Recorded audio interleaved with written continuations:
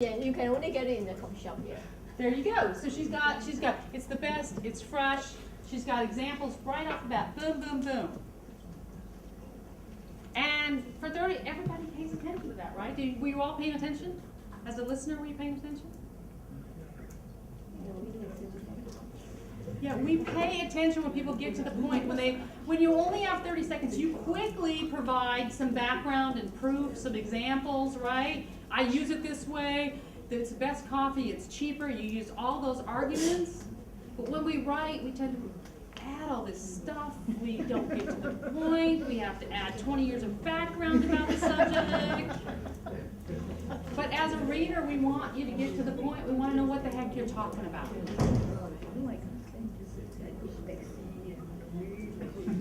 And if that is just one of the reasons that we love editors. I know, you don't really love editors, and the truth is that anybody who's ever worked in journalism has definitely cursed their editor. More than once.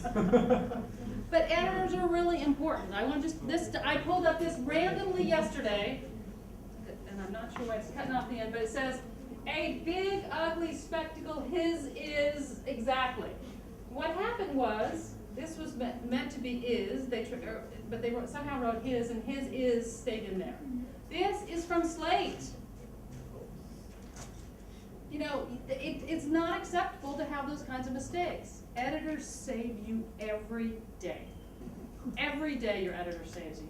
So many times I'd be cursing the editor, and then I'd say, oh, they really made that story better. There is no question. If you can get someone to help you edit your copy, you will write better, you will get to the point more, you will write better, and you will make fewer mistakes. Let me just emphasize to you a little bit about how big mistakes can be. So one of the most common mistakes in my old business of writing about business is million billion. All the time. Million billion, screwing them up, getting it wrong. Well, if you counted one second at a time, it would take you 11.57 days to count to 1 million. Anybody know how long it takes to count to 1 billion? 31 years. And given that million billion is nothing these days, how long does it take you to count to 1 trillion?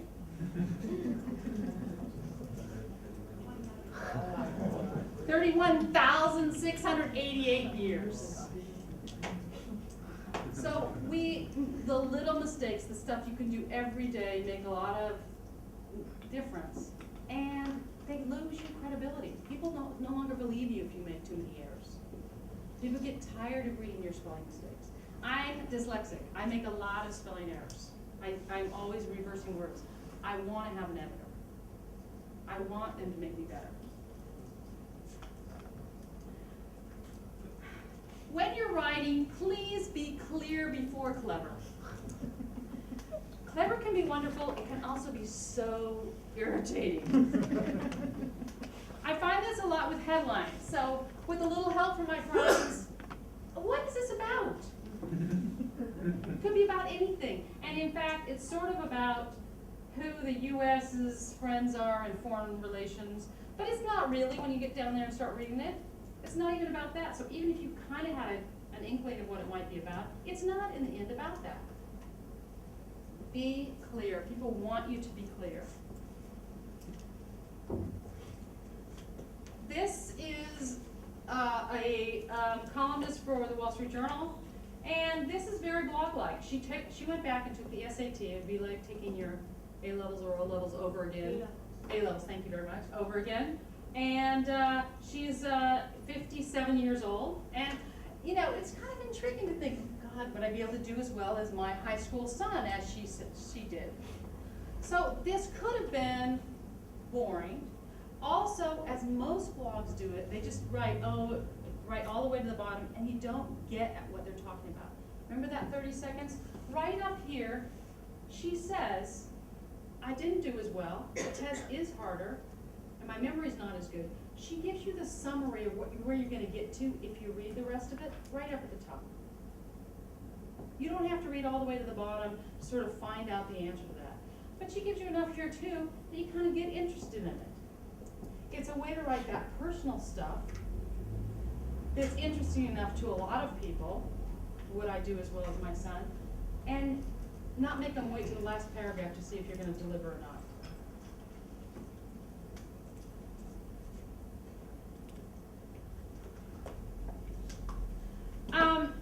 Another way that clever is not so good, these are all really, really silly headlines. I love this one. This was probably not to be silly, but this was the Titanic. Passengers safely moved, except for the ones who were dead. True brothels trapped on tube. Two brothels trapped on tube. What does that mean? You can't be clever. Just say what it is. It is much better to say exactly what you are. When headline writers look for headlines, it's better to make sure everybody understands the headline than it is to be clever. But I did want to share with you some newspaper headlines that were really clever. This is the former governor of New York who was caught in a scandal with some prostitutes. And some of these are really priceless.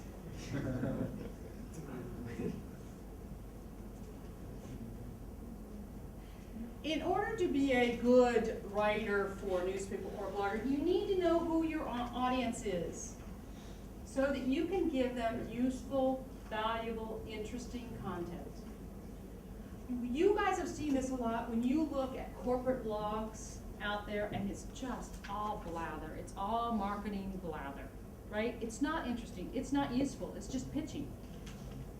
If they can't give useful information, no one's going to go to them. It's the same for you. Try to give people useful content that's valuable and interesting. You do that by knowing who your audience is. And also by remembering that sometimes some of your best stuff ends up on the cutting room floor. There are times when you get a great quote, you hear a great story about something, and it doesn't end up actually telling your story, making your point. It's great, but it doesn't fit. What you want is the stuff that makes your point, that reinforces what you're trying to say. It gives you proof, evidence. Now, audiences are very, very different things. There are some very, very small audiences which are fantastic. I am not a fly fisher person. However, I understand if you are, it is not like other fishing. So if you fly fish, you cannot read the blogs of people who just ordinary fish. And Fishing Jones is one of the biggest fly fishing blogs around.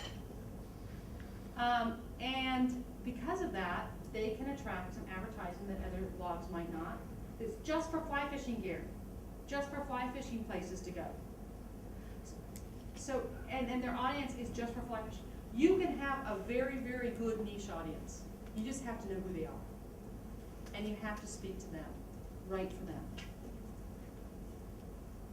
On the other end of the spectrum, you must remember that Singapore is very small. This is a map of the world by population. Anybody find Singapore? No, not even on the map. But look at what Singapore is surrounded by. It's surrounded by 2/3 of the world's population. There are some real opportunities here to speak to an audience, to be part of it, to provide useful content to people in Asia. But you gotta look beyond the shores. And there's no better evidence of that than the way Malaysians feel about Lee Kuan Yew and Singaporeans feel about Mahathir. Give it up, okay? Neither one of us in office anymore. You guys gotta cooperate over time. You got more in common than you got separate, so get over it. But it also works for the rest of Asia. Because guess what? If you don't learn to deal with all these people here, and all of these people here are way more aggressive than you are. And they're gonna go after your job, because they know they need to compete.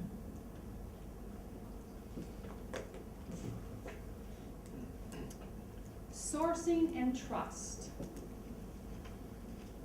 Sourcing and trust are vital for any news organization, and they can help you as well. A lot of what we do in blogs is write our own opinion about things.